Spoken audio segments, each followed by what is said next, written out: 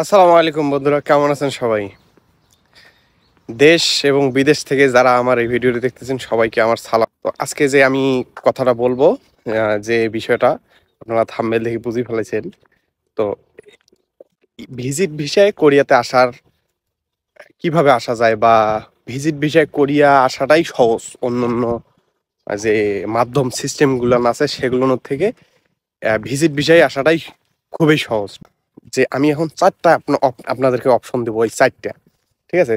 চারটা আপনারা যদি চারটা ধাপ আপনাদের যদি ঠিক থাকে, আপনারা যদি করতে পারেন বা আপনারা আছে, ঠিক আছে, বা আপনি করবেন, তাহলে কোরিয়াতে আসতে পারবেন। এটা মনের মধ্যে রাখবেন, 100% আত্মবিশ্বাস রাখবেন যে আমি কোরিয়াতে যেতে পারবো এই চারটা ধাপ অবলম্বন করে। তো এই চারটা ধাপের মধ্যে প্রথম নাম্বার ধাপটা হচ্ছে আপনাকে আপনার পাসপোর্ট, ভোটার আইডি কার্ড এবং ব্যাংক ডিটেলস যতগুলো আছে, কাগজপাতি, শিক্ষাগত যোগ্যতা থেকে শুরু করে সব কিছুরও 100% ওকে থাকতে হবে। সবকিছুই 100% ওকে থাকতে হবে, কোথাও কোনো ভুল থাকা যাবে না, ঠিক আছে? এক নাম্বার গেল। তাহলে আমরা এক নাম্বার টপিক, মানে এক নাম্বার ইয়েটা আমরা শেষ করছি। এখন দ্বিতীয় নাম্বার বিষয়টা আমি বলি। তো আমি এখন আমাদের ট্যুরিস্ট সম্পর্কে ভাইয়ের বিভিন্ন দেশ ভ্রমণের অভিজ্ঞতা আছে আমাদের বড় ভাইয়ের, ঠিক আছে? আমি এখন সিঙ্গাপুর বলি। ঘুরছি, চায়না ঘুরছি, জি। ইন্ডিয়া ঘুরছি, মালয়েশিয়া ঘুরছি, ইন্দোনেশিয়া ঘুরছি, থাইল্যান্ডও ঘুরছি। আমি এগুলা দেশ আমার পাসপোর্টে ভিসা লাগানো আছে অলরেডি। ও, তা যাই হোক ভাই, কিন্তু আমরা একসাথে আসছি, আমাদের E73 ভিসায় আমরা আসছি।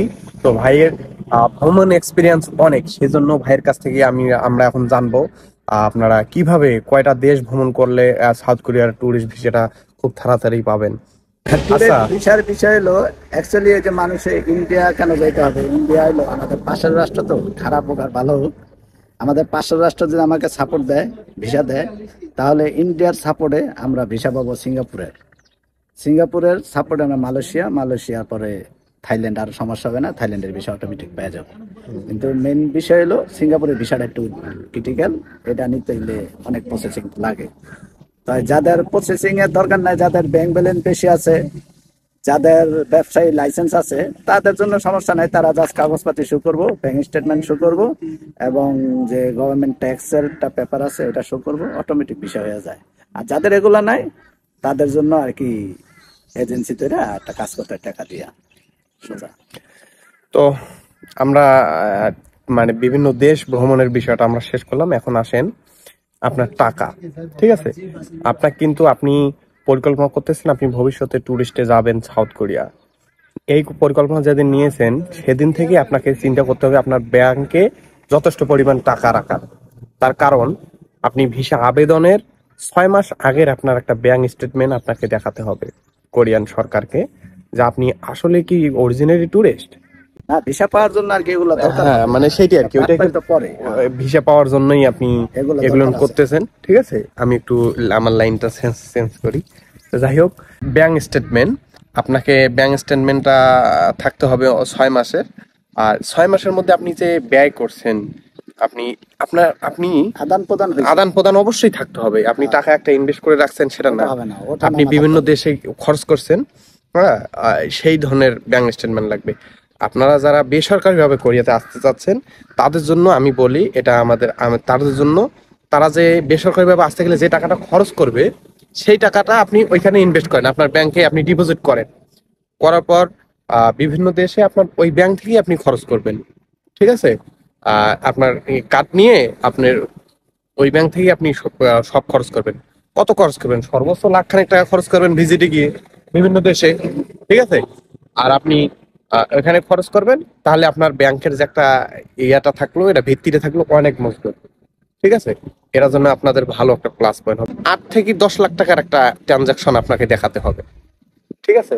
লাস্ট 6 মাস আপনার অ্যাকাউন্টে 8 থেকে 10 লাখ টাকার মতো আছে। দাম হয়েছে। হ্যাঁ, আপ ডাউন হয়েছে, এরকম একটা ট্রানজাকশন। হ্যাঁ। 3 নাম্বারটা, এখন আমাদের তো বাস চলে আসলো, আমরা আর একটা পয়েন্টে গিয়ে আপনাদেরকে আমরা বিস্তারিত জানাবো পরের ইয়াটা। পরের ভিডিও কল করা। তো আমাদের সর্বশেষ যে টপিক, সর্বশেষ যে রুলস, সেটা হচ্ছে আপনাকে দৃঢ়ভাবে আত্মবিশ্বাসের সহিত এই মাঠে নামতে হবে। আপনি যে ভিজিটে করিয়া আসবেন, সেজন্য আপনার আত্মবিশ্বাস আপনার মনের মধ্যে মানে 100-তে 200 আত্মবিশ্বাস রাখতে হবে যে আপনি একদিন না একদিন কোরিয়াতে আসবেনই। ঠিক আছে? আর আপনি সর্বপ্রথম আপনি আগে কয়েকটা দেশ ভ্রমণ করেন, আর ব্যাংকে ব্যালেন্সটা ঠিক রাখেন। তারপরে কয়েকটা আপনার এজেন্সির সঙ্গে কথা বললে তারপরে আবার বিশেষ করে মানে আরো খুঁটিনাটি যেগুলো আছে সব আপনার অভিজ্ঞতা হবে। এরপর আমি এই ভিডিওটা করলাম শুধু বেসিক একটা একটা মানুষকে আমি মেন্টালি প্রস্তুত করার জন্য এই ভিডিওটা করলাম। ফাইনালি খুঁটিনাটি আমি আমার কিছু ঘাটতি থাকতে পারে সেগুলো আমি স্টাডি করে আপনাদেরকে সব আর একটা ভিডিওর মধ্যে সবকিছু জানাই দেবো। ঠিক আছে না? তারপরে কোনো সহযোগিতা লাগলে হ্যাঁ, আমাদের হ্যাঁ। কাছে নক করলে আমরা সহযোগিতা দিতে পারবো, জি জি পরামর্শ জি, দিতে পারবো। আপনাদের কোনো আরো কোনো জানার থাকলে আপনারা কমেন্টে বলবেন। আমরা আমরা কমেন্টে এ জানিয়ে দেবো, বিষয়ে আমরা পরামর্শ যেটা দেবো। না জানি সেটা স্টাডি করে আপনাদেরকে জানাবো, আর যেটা জানি সেটা তো বললামই। তো কুদ্দুস ভাই, আপনার সর্বশেষ কি কথা আছে বলেন আমার দর্শকদের। আমার সর্বশেষ কথা হলো, আমি একটা চ্যানেল খুলছি কোরিয়াতে এসে, রেড জিনসেন কোরিয়ান মার্ট, এই কোরিয়ান রেড জিনসেন মার্ট। জি জি, ঠিক আছে, আমার আমার চ্যানেলটা সবাই ফলো করবেন এবং সাবস্ক্রাইব করবেন।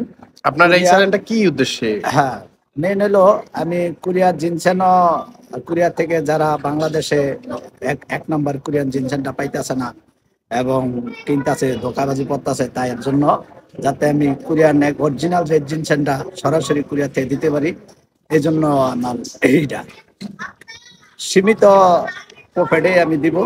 পাইকারি লাগলে পাইকারি, হোলসেল এবং খুচরা চাইলে খুচরা অর্ডার করলে পাইবেন। আমাদের সাপোর্ট করবেন এবং সাবস্ক্রাইব করবেন, এটাই। ধন্যবাদ। ঠিক আছে, আসসালামু আলাইকুম।